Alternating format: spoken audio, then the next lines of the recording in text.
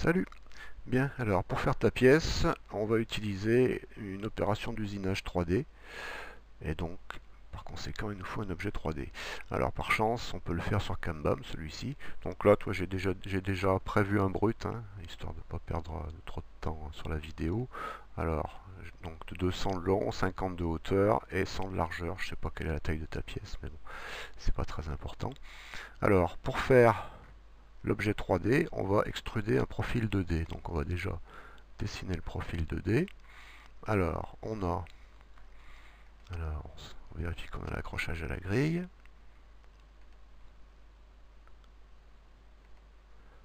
On crée un cercle de 60. Ensuite, on va créer notre surface en fait, parce qu'en fait il faut que ça dépasse un petit peu ici, qu'on a un rebord, pas juste le trou, hein, pas juste l'arrondi, de façon à ce que la fraise ne redescende pas juste derrière. Alors ça va se mettre à -5. Voilà. Touche majuscule, je verrouille le déplacement, voilà. Et maintenant, on va couper l'intersection. Voilà. On se débarrasse des deux traits dont on n'a plus besoin. On sélectionne et on joint tout ça. Voilà, pour avoir qu'une seule polyligne. Hein. Tolérance de jointure d'un dixième, ça le fait bien. Voilà. Maintenant, on va ramener ça ici, que ça soit aligné, et on va aussi le centrer là-dessus. Alors pour ça, on va utiliser mon plugin de déplacement numérique. Ça sera plus simple. Transformer, déplacement numérique, donc à installer si tu l'as pas. Hein. Sinon, il faut se le faire à l'ancienne, si je puis dire. Donc ici, on va remonter en Y de 5 mm. Donc on a déjà le pas ici sur 5. Voilà. Et ici, pour le mettre, ben, ma pièce fait 100 de large. Pour l'aligner, je vais me déplacer de 50. Voilà. Maintenant, on va transformer ce profil en objet 3D. Donc dessiner surface, extruder. Alors, on va usiner sur 200 de long, mais pour là, même principe que sur le côté, pour pas que la fraise redescende devant, on va le faire un petit peu plus long, notre profil, hein, de façon à avoir de la marge. Donc on va le faire à 220. Supprimer les arcs, tolérance d'un dixième, voilà. Alors, on a bien la pièce, alors, le côté éclairé ici. Maintenant, on va la faire tourner. Donc là, c'est pareil, on va toujours utiliser mon plugin, hein, édition, transformer, déplacement numérique. On passe en mode rotation. Alors, on veut tourner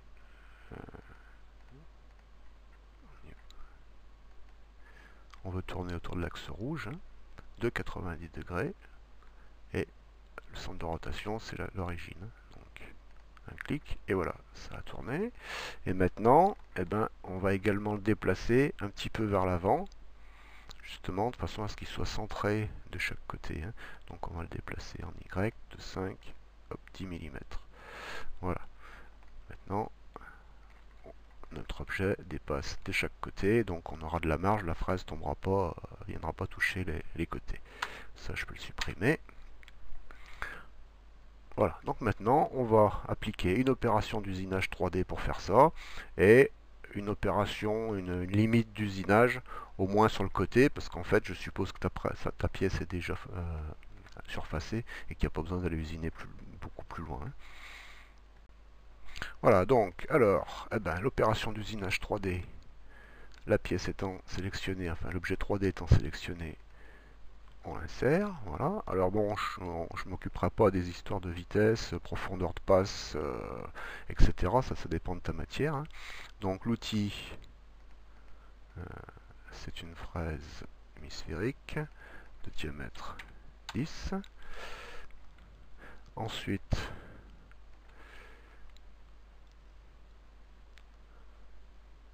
alors, on va supposer qu'il y aura une opération qu'il n'y aura qu'une opération, hein, qu'il y aura deux opérations, excuse-moi, une opération d'ébauche et de finition. Donc on va laisser une petite surépaisseur, par exemple de 0,5 mm.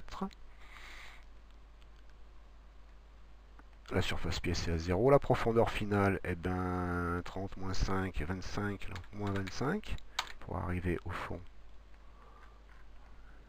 ici, voilà.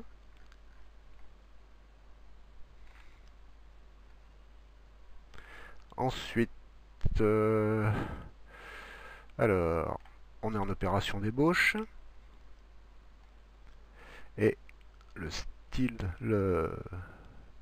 alors le mode de déplacement, tu veux donc vitesse constante, mais il y a le sens d'usinage en avalant. Et maintenant la méthode de profilage, donc on a horizontal, vertical et les modes ligne de niveau. Donc là, ben, si on va le faire en vertical, alors on va faire ça, et il nous faut, on a oublié la profondeur de passe, incrément de passe 3 mm, plan de dégagement 5, bon on va faire un essai comme ça, hein. Voilà, donc comme on peut voir, ça marche. Bon, seul inconvénient, ça va nous faire des passes un peu partout, ça vient jusqu'au bord de la pièce et c'est pas ce qu'on veut. Donc on va limiter la zone d'usinage. Alors pour la limiter, eh bien, on va prendre un rectangle qui part déjà un petit peu en dehors de notre point 0, en fait de la moitié du rayon de la moitié de la fraise, donc de 5 mm. Donc là je suis à moins 5. Hop, voilà, moins 5. Ici, on va pareil dépasser de 5 mm de plus, de façon à ce que le centre de la fraise arrive bien jusqu'au bout de l'usinage. 205, voilà.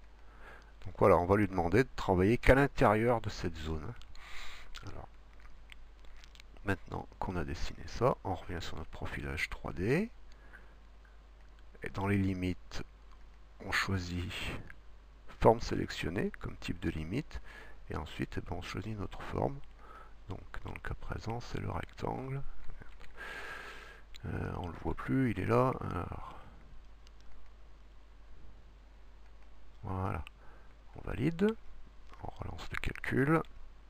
Voilà, et maintenant, notre usinage reste à l'intérieur. Alors si tu veux travailler qu'en avalant, à chaque fois, ça va revenir en rapide au départ, ça va être assez long.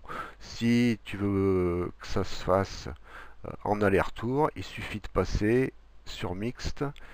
Je l'ai perdu en avalant, voilà. Si on passe par exemple sur mixte, hop, il n'y a pas, on usine dans les deux sens. Donc là on est en débauche, ça va donc usiner tout ça. Maintenant, on va faire la finition. Alors, pour faire la finition, ben, on va pas se compliquer la vie, hein. On va copier cette opération et la coller. Alors là, pour y voir quelque chose, on va uniquement afficher les parcours sélectionnés, hein. Donc, voilà. Maintenant, cette finition, la différence. Alors, ben, déjà, dans un premier temps, on passe ça sur finition. Ça veut dire que dans ce cas-là, il fera obligatoirement qu'une seule passe. Ensuite, on supprime la surépaisseur dont on n'a plus besoin. Et maintenant, surtout, on va mettre un recouvrement, c'est-à-dire l'écartement des passes, beaucoup plus serré pour avoir quelque chose de plus propre. Alors, par exemple, on va le mettre, je sais pas, à 0,2. Voilà. Et on génère nos parcours d'outils. Et voilà. Voilà, j'espère que ça t'éclairera. Salut!